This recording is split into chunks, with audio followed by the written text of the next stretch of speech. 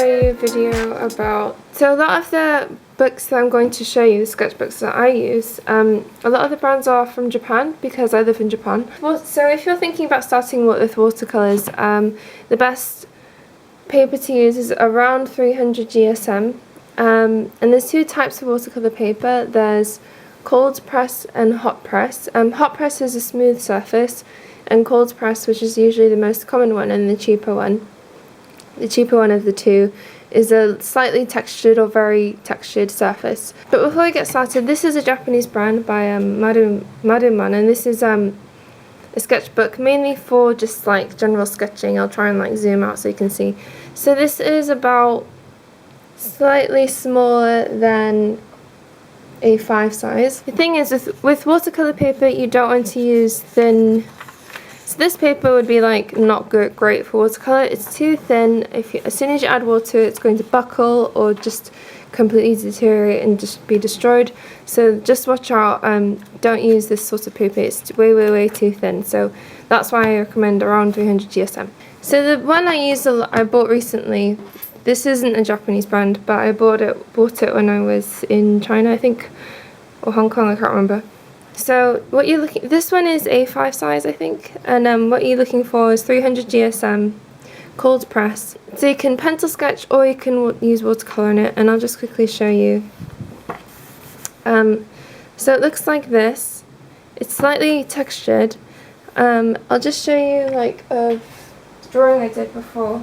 So with this paper before, I made like a color swatch, and as you can see, like you can see the slight texture on that, and it's actually quite rough, in my opinion.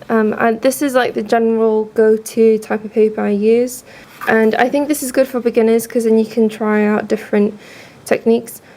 To be honest, it depends if you're a beginner. It really depends like what style you want to go in, like. And I guess you're probably like don't even know what your style is or what you like yet. So I think just pick the cheapest book you can find and work upwards. Don't buy the most expensive thing first. Buy the cheapest thing you could possibly find first.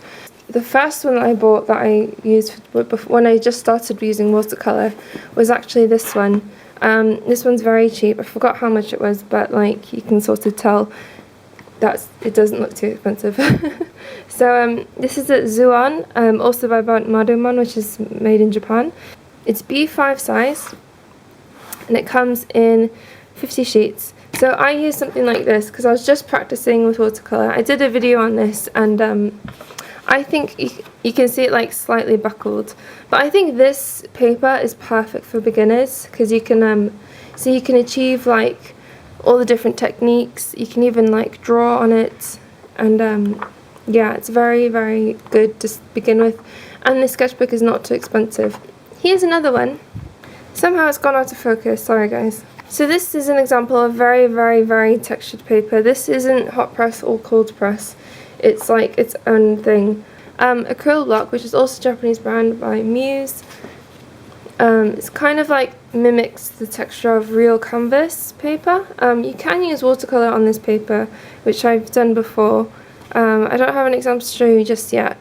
I think if you're trying to test out this one's like relatively cheap as well. If you just want to test out different colors, like you can sort of see the texture is quite strong in the camera, like it's really bumpy. I don't really like using this paper so much, but I'm just trying to use it up, and I bought it and it wasn't too expensive, especially if you buy the smaller size, just to try and test it out. And yeah, so it's 20 sheets, 45 grams, I mean. My absolute favorite paper of all time is the Watson paper. Unfortunately, I've cut it off. I've cut the top thing off because it was getting in the way a bit. But this is the brand. I'll just quickly show you. So White Watson 300 gram. This would be like the code for like the type of paper, and it's F2 size. F2 size is the French sizing, I think. In Japan they also follow the French sizing for sketchbooks. And this comes in 15 sheets. What I like about this paper, it comes in a block. So as you can see, the sides are actually glued together. So what you need, and it has that little space here, I don't know if you can see, it has a little like space here we can get a knife in there and just separate the pages once you finish colouring. I like using these so much because as you're painting it doesn't buckle as much and it stays very flat because it's glued to each other, all the paper. And I don't have to worry about getting masking tape and potentially ruining my table and ruining the paper, so that's why I really like these. And also the surface, it's a lot smoother than this one, but it's not as crazily smooth as hot press paper, so I think this is still technically called press. This sketchbook is really perfect for traveling. I think as a beginner, if you ever come to Japan, Fig Zero, this type of sketchbook has been really popular as of late in Japan, just because they're so easy to like take out on the go, and they always come in different colors as well. I think this is the logo of the brand.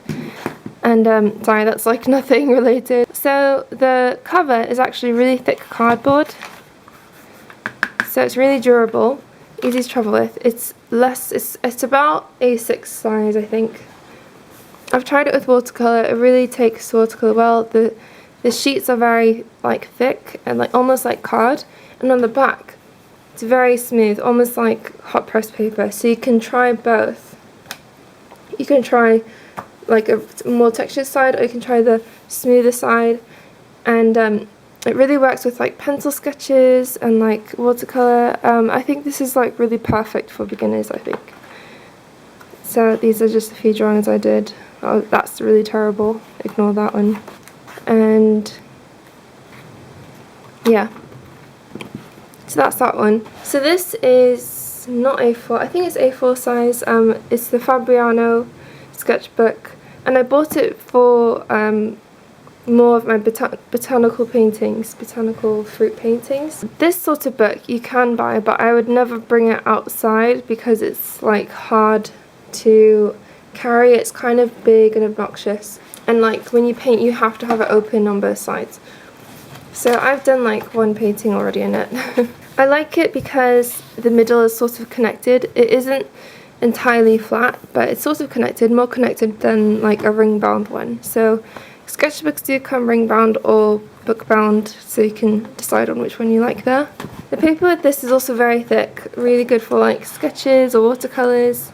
I spent quite a bit of money on it, I think about $40 USD, because I really wanted a good quality book. Still not sure like if I really like it or not, because I haven't used it that much yet, but this is an example of another type of book. This book particularly comes in smaller sizes too, but I wanted like a bigger size just to get used to working with more bigger paintings. This one I got free from my sister, and it's the same brand as before, Fabriano, the one that I showed you before. And this is 30 sheets, 200 GSM.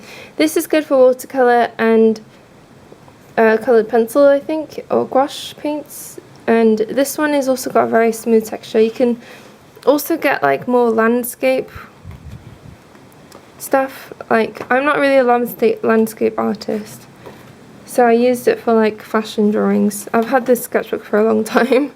I used to work in fashion. Anyway, so you can get a book like this, or it can also be portrait. The reason why I like the ring bound one is because when you can fold, you can either have it like that or you can have it like that.